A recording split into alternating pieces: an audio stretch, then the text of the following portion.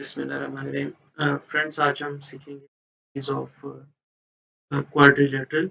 सबसे पहले हम लर्न करते हैं क्वाड्रिलेटरल फोर साइडेड शेप्स होती हैं।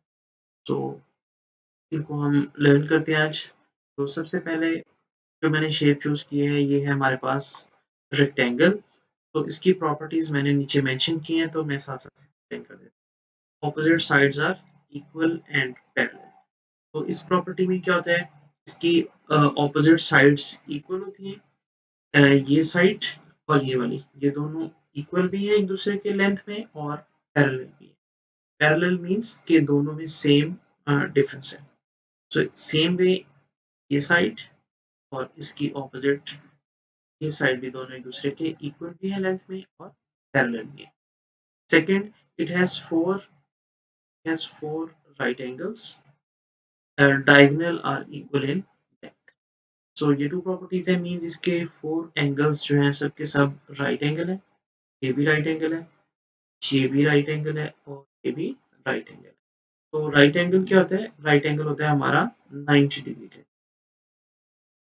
तो diagonal are equal in length. तो डायगोनल क्या होते हैं, डायगोनल हम लर्न कर लेते हैं। एक छोटी सी शेप में यहाँ ड्रॉ कर देते हैं। तो डायगोनल में आपने याद रखना है, अगर हम किसी भी शेप की ऑपोजिट कॉर्नर्स को एक दूसरे से ज्वाइन कर दें, जैसे इस कॉर्नर को इससे ज्वाइन कर दें और इस वाले कॉर्नर को इसके ऑपोजिट कॉर्नर से ज्वाइन कर दें, तो ये हमारा डायगोनल होता है। तो इसके डायगोनल सेम होते हैं, मींस अगर आप इस कॉर्नर को इसके इस कॉर्नर से ज्वाइन कर दो और इस वाले कॉर्नर को इसके ऑपोजिट कॉर्नर से ज्वाइन कर दो, ये भी सेम होते हैं इन लेंथ। सपोज अगर हमारा ये 10 सेंटीमीटर है साइड, तो इसके नीचे वाली साइड भी 10 सेंटीमीटर होगी। और अगर आपकी ये 6 सेंटीमीटर है, इसकी ऑपोजिट साइड भी 6 सेंटीमीटर। तो इसके बाद इसकी बिल्कुल ऑपोजिट साइड पे मैंने पैरेललोग्राम शेप इधर रखी है इसकी ऑपोजिट साइड पे। ये इसलिए इस साइड पे ड्रॉ की है क्योंकि इनकी प्रॉपर्टीज काफ़ी एक दूसरे से मिलती-जुलती हैं। जस्ट इनमें माइनर सा डिफरेंस है। हम लर्न करते हैं कि इसमें क्या डिफरेंस है। इनमें डिफरेंस इनमें एंगल्स का है। पहले इसकी प्रॉपर्टीज जो कॉमन प्रॉपर्टीज हैं, इसकी रेक्टेंगल की साइड्स भी सेम है ऑपोजिट, तो इसकी भी ऑपोजिट साइड्स सेम है। इन लेंथ भी, तो अगर ये भी 10 सेंटीमीटर है तो इसकी ऑपोजिट ये भी 10 सेंटीमीटर। ये इक्वल भी हैं और पैरेलल भी हैं। सेम वे ये साइड और इसकी ऑपोजिट साइड ये भी एग्जैक्ट सेम है। सो अगर हमारी ये 7 सेंटीमीटर है तो ये भी 7 सेंटीमीटर, मींस इनकी फर्स्ट प्रॉपर्टी सेम है। अब जो इनमें मेजर डिफरेंस है वो एंगल्स का है। रेक्टेंगल में राइट एंगल्स होते हैं और 90 डिग्री के, बट इसमें क्या होता है, इसमें ऑपोजिट एंगल सेम होते हैं। ये वाला एंगल और ये वाला एंगल, ये दोनों सेम होंगे एक दूसरे की ऑपोजिट लेंथ में। और ये वाला और इधर से ये वाला एक दूसरे के लेंथ में सेम होंगे। सपोज अगर आपका ये वाला 110 डिग्री है तो इसका ऑपोजिट भी 110 डिग्री होगा, और ये 70 डिग्री है तो इसका ऑपोजिट भी 70 डिग्री है। और इसमें डायगोनल इक्वल थे लेंथ में, बट इसमें डायगोनल इक्वल नहीं होते। अब इनको लर्न कर लेते हैं। Opposite sides are equal and parallel, opposite angles are equal, it has no right angle. Sometime ये लिखा होता है कि ऑपोजिट एंगल्स इक्वल है और समटाइम लिखा होता है इसमें राइट एंगल नहीं है।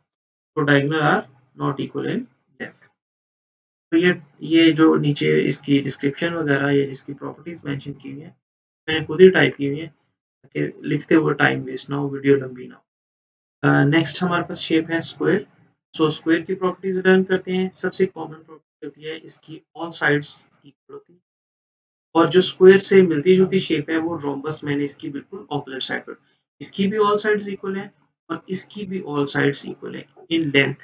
अगर ये 5 सेंटीमीटर है तो इसकी सब साइड 5 होंगी। अगर ये 6 सेंटीमीटर है तो इसकी सब साइड सेम होंगी। ये दोनों की कॉमन प्रॉपर्टी है। Second, it has 4 right angles, means इसके 4 के 4 राइट एंगल्स हैं। तो राइट एंगल्स मैंने अभी आपको जैसे मेंशन किया अबव 90 डिग्री के होते हैं। तो इसमें कोई भी राइट एंगल नहीं, इसमें भी ऑपोजिट एंगल्स इक्वल होते हैं। ये दोनों इक्वल हैं और इधर वाला एंगल और ये वाला दोनों भी इक्वल है। इसमें इसमें भी ऑपोजिट एंगल्स इक्वल होते हैं। और इसमें लिखा diagonals are equal in length, और इसमें लिखा diagonal bisect at 90 degree. Square के डायगोनल भी 90 डिग्री पे ही बाइसेक्ट करते हैं। ये आपने दोनों याद रखने हैं, दोनों आपके 90 डिग्री पे बाइसेक्ट करते हैं। अब इसके इस लाइन की क्या मीनिंग है? इसकी मीनिंग ये है कि अगर आप इसका डायगोनल ड्रॉ करो इस तरीके से यहाँ पे, तो वो एक दूसरे को कट करते हैं 90 डिग्री में। इसके लिए हम एक यू शेप इधर ड्रॉ कर लेते हैं छोटी सी, समझना आसान हो जाए आपके लिए। एक छोटा सा स्क्वायर शेप हम ड्रॉ कर लेते हैं। सॉरी, ये रेक्टेंगल ड्रॉ हो गया। चलिए इसी पे ही लर्न कर लेते हैं। अगर हम इसके सपोज डायगोनल देखें, ये इसका डायगोनल है और ये डायगोनल है। तो जब यहाँ पे एक दूसरे को इंटरसेक्ट करते हैं ये 90 डिग्री को, ये कौन-कौन सी शेप में है? रेक्टेंगल में नहीं है ऐसा, स्क्वायर में 3 शेप्स होती हैं जिनके डायगोनल 90 डिग्री पे इंटरसेक्ट करते हैं। एक सबसे पहले होती है स्क्वायर, इसका डायगोनल आपका 90 डिग्री पे इंटरसेक्ट करता है। उसके बाद है आपका रोम्बस, इसका डायगोनल 90 डिग्री पे बाइसेक्ट करता है। और थर्ड है आपके पास काइट, इसका डायगोनल भी 90 डिग्री पे वो कट करता है। ठीक है, ये मैंने बाइसेक्ट लिख दिए, इंटरसेक्ट। बाइसेक्ट के मीनिंग होते हैं हाफ, हाफ भी कह सकते हैं। तो नेक्स्ट हमारे पास यही प्रॉपर्टीज मैंने मेंशन की हैं। All sides are equal in length, फिर भी देखें all sides are equal in length. It has 4 right angles, सबके सब 90 डिग्री के हैं, जैसे ये मैंने मेंशन किया है। ये भी और इसमें ऑपोजिट एंगल्स आर इक्वल, तो इसमें ये ऑपोजिट है, इसके ऑपोजिट, ये वाला इसके opposite. Diagonal are equal in length, square का डायगोनल लेंथ वाइज भी इक्वल होते हैं और 90 डिग्री पे बाइसेक्ट करते हैं सेम वे में। अच्छा, अब नेक्स्ट हमारी इंपॉर्टेंट शेप है ट्रेपीजियम। तो इसकी डेफिनेशन तो सिंपल है, वन पेयर ऑफ क्वाड्रिलेटरल है, फोर साइडेड शेप है, one pair of parallel side, one pair of parallel side. But इसकी टू टाइप्स हैं, एक है आइसोसेलेस और एक नॉर्मल सिंपल ट्रिप। आइसोसेलेस में वन जो साइड्स होती है ना, इसमें आप one line of symmetry draw कर सकते हो, बट इसमें आप नो लाइन ऑफ सिमेट्री, इसमें आप कोई भी लाइन ऑफ सिमेट्री ड्रॉ नहीं कर सकते हो। इसकी डेफिनेशन जस्ट ये होती है कि इसमें वन पेयर आपका पैरेलल, इसमें ये पेयर पैरेलल है और इसमें भी आपका ये पेयर पैरेलल है। अब नेक्स्ट हमारी जो लास्ट शेप है वो है काइट। तो हमें मेंशन कर देते हैं इधर काइट। तो इसकी प्रॉपर्टीज मैंने क्या मेंशन की है, two pair of equal adjacent side, ये ये ये इक्वल है, ये वन पेयर हो गया, ये और ये दोनों ये भी इक्वल है, तो ये टू पेयर हो गया। तो ये इक्वल है, एडजेसेंट मीन्स कि एक जगह से मिली हुई है, ये पॉइंट इनका एडजेसेंट। सेकंड है डायगोनल बाइसेक्ट एट 90, क्योंकि इसके डायगोनल 90 डिग्री पे इंटरसेक्ट कट करते हैं एक दूसरे को, ये भी 90 है, ये भी 90 है। और लास्ट मैंने मेंशन किए हैं one pair of opposite angles are equal. तो इसमें कौन से एंगल ऑपोजिट एंगल्स इक्वल है? इसमें आपका ये वाला एंगल इक्वल है और ये वाला एंगल। तो इसमें थोड़ा-सा मैं बता दूँ लाइन ऑफ सिमेट्री का भी। तो लाइन ऑफ सिमेट्री जो काइट है, इसमें भी one line of symmetry draw कर लाइन ऑफ सिमेट्री के लिए मैं एक वीडियो सेपरेट बनाऊँगा, बट आपको थोड़ा-सा मेंशन कर देता हूँ। लाइन ऑफ सिमेट्री होती है आपकी शेप को एग्ज़ैक्ट 2 इक्वल पार्ट्स में डिवाइड सेम टाइम, ठीक है? सो होपफुली ये वीडियो आपको पसंद आई होगी। ये बिल्कुल शॉर्ट सी वीडियो थी, शेप से रिलेटेड। तो इसके बाद मैं एरिया और पेरीमीटर्स की वीडियो बनाऊँगा इनके लिए सेपरेट। मैं इनके फ़ॉर्मूलाज़ जस्ट इधर मेंशन कर देता हूँ, इन सब शेप्स के लिए, एरिया और पेरीमीटर के। और उसके लिए प्रैक्टिस के लिए सेपरेट क्वेश्चन। जो रेक्टेंगल शेप होती है, इसका एरिया होता है, इसका एरिया होता है is equal to, different colour ले लेते हैं इसको। इसका एरिया होता है रेक्टेंगल शेप का लेंथ इंटू ब्रेड्थ या फिर विड्थ। सो देखें इसकी लेंथ मैंने 10 लिखी है और ब्रेड्थ इसकी 6 है, तो मल्टीप्लाई करेंगे आंसर आ जाएगा 60 सेंटीमीटर स्क्वायर। मैं इसके नीचे लिख देता हूँ सबसे एंड पे, क्योंकि यहाँ पे क्लियर नहीं आ रहा। यहाँ पे लिख देते हैं सबसे पहले हमारी शेप है रेक्टेंगल। इसका जब आपने एरिया फाइंड करना है तो formula length multiplied by width, और रेक्टेंगल का पेरीमीटर का फॉर्मूला है, फिर पेरीमीटर आउटर बाउंड्री होती है तो आपने लिखना है 2 ब्रैकेट लेंथ प्लस विड्थ, या फिर अगर आपको ये याद ना रहे तो simply some of all sides, सब साइड्स को प्लस कर देना।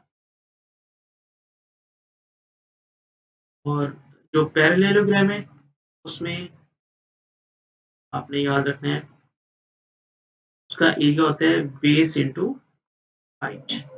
ये मैं आपको एक्सप्लेन करता हूँ बेस इंटू हाइट की क्या मीनिंग है, और उसका पेरीमीटर का सेम यही फॉर्मूला है जो ये वाला है।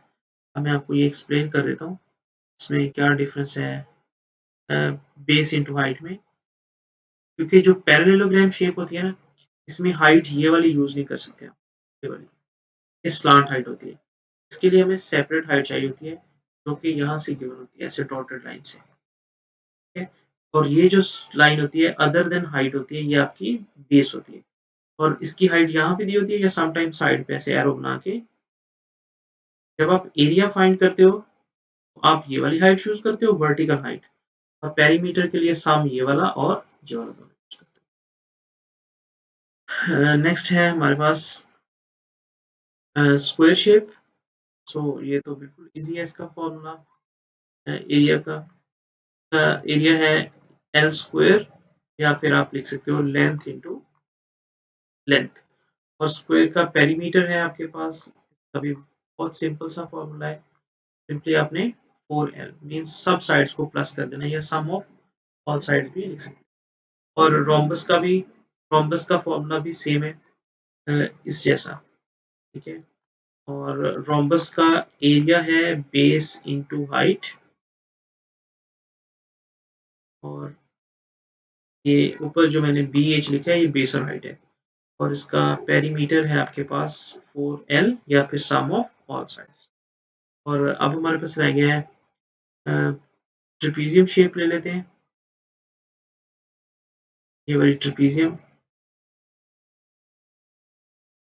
ट्रेपीजियम का फॉर्मूला है, ये थोड़ी सी ज़रा ट्रिकी शेप है, इसको अच्छे से देख लेना है। इसको इसका जो फॉर्मूला होता है एरिया का होता है 1/2 इंटू हाइट इंटू ब्रैकेट में लिखते हैं सम ऑफ पैरेलल साइड्स, तो मैं इसकी शॉर्ट फॉर्म लिख रहा हूँ ए पी।